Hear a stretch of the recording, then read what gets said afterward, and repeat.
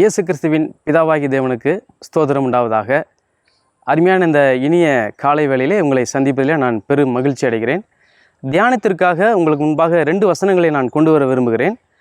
யோவான் எழுதின சுவிசேஷம் அதில் உள்ள 2ஆம் அதிகாரத்தில் உள்ள 11வது வசனம். இவ்விதமாக இயேசு இந்த முதலாம் அற்புதத்தை கலிலேயாவில் உள்ள கானா ஊரிலே செய்து தம்முடைய மகிமையை வெளிப்படுத்தினார். அவருடைய சீசர்கள் அவரிடத்தில் விசுவாசம் வைத்தார்கள். அடுத்து 2வதாக இதே புத்தகம் 4ஆம் அதிகாரத்தில் உள்ள கடைசி வசனம்.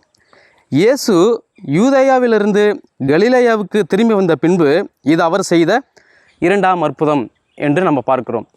நம்முடைய கர்த்தராகிய இயேசு கிறிஸ்து இந்த உலகத்தில் வாழ்ந்த பொழுது எண்ணற்ற அற்புதங்களை செய்தார் என்று நாம் பார்க்க முடிகிறது.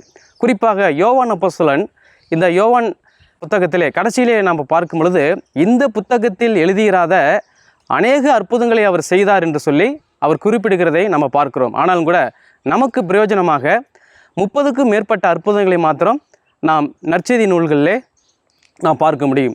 ஆனாலுமே கூட இந்த அற்புதங்களின் வரிசையை நாம் எடுத்துக்கொள்ளும் பொழுது அவர் 30க்கும் மேற்பட்ட அற்புதங்களை செய்திருந்தாலும் இது முதலாவது அற்புதம், இது 2ஆம் அற்புதம் என்று சொல்லி இந்த 2 அற்புதத்தை மாத்திரமே இப்படியாக வரிசைப்படுத்தி அப்போஸ்தலனாகிய யோவான் அங்கே சொல்லுகிறதையும் கூட நம்ம பார்க்கிறோம். எனவே இந்த 2 அற்புதத்திலும் கூட ஒரு சிறப்பான காரியங்கள் அங்கே இருக்கிறதையும் கூட நாம் பார்க்க முடியும். என்னென்று நம்ம பார்க்கும் பொழுது முதலாவது அற்புதத்திலே இல்லாத ஒன்றை தேவன் அங்கே கொண்டு வருகிறதை நம்ம பார்க்கிறோம். இதுதான் முதலாவது அற்புதம் என்று நாம் அங்கே படிக்கிறோம். 2வது அற்புதத்தில் நாம் எடுத்துக்கொள்ளும் பொழுது இருக்கக்கூடிய ஒன்றை அங்கே நம்முடைய தேவன் இல்லாமல் ஆக்கி தன்னுடைய மகிமையை அங்கே வெளிப்படுத்துகிறதை 2ஆம் அற்புதம் என்று சொல்லி நாம் பார்க்கிறோம்.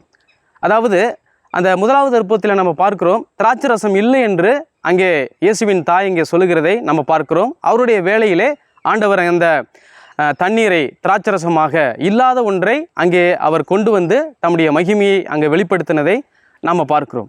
அதே போல் 2ஆம் அற்புதத்திலே அந்த அதிகாரியினுடைய மகன் கடுமையான ஜுரத்தில் இருக்கிறான், மரண அவஸ்தையிலே அவன் இருக்கிறான். நீ சாகிறதுக்கு முன்னே நீ வர வேண்டும் என்று சொல்லி அவன் அங்கே வேண்டினபடினாலே ஆண்டவர் அங்கே சென்று அங்கே அற்புதமாக அந்த மகனுக்கு அங்கே சுகம் கொடுத்ததையும் கூட நாம் பார்க்கிறோம். எனவே இந்த 2 அற்புதங்களை நாம் பார்க்கும் பொழுது நமக்கு ஒரு முக்கியமான பாடத்தை இதை சொல்லக்கூடியதாக இந்த அற்புதம் இருக்கிறதையும் கூட நாம் கவனிக்க வேண்டும். அதாவது நம்முடைய வாழ்க்கையிலும் கூட என்னவெல்லாம் இல்லையோ அதை தேவன் நம்முடைய வாழ்க்கையிலே கொண்டு வர அவர் விரும்பக்கூடியவராக இருக்கிறார்.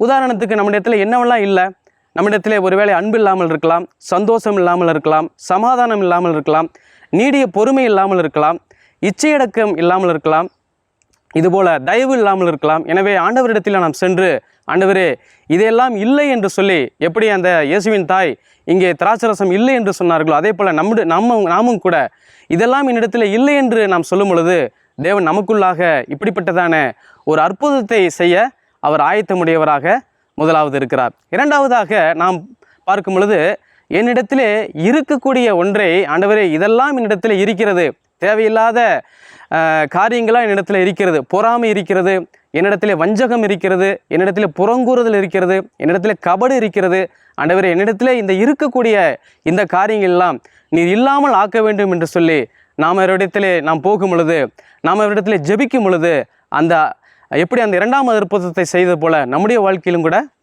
இந்த ஆண்டவர் அற்புதங்களை செய்ய ஆயத்தமுடையவராக நாம் இருக்கிறார். எனவே நாமும் கூட எப்படி அந்த தாயும் இந்த அதிகாரியும் சென்று வேண்டுதல் செய்தார்களோ அதே போல் நாமும் அவரிடத்தில் ஜெபிக்கும் பொழுது தேவன் இப்படிப்பட்டதான அற்புதங்களை நம்முடைய வாழ்க்கையில் செய்து அவருடைய மகிமையை வெளிப்படுத்துவார்.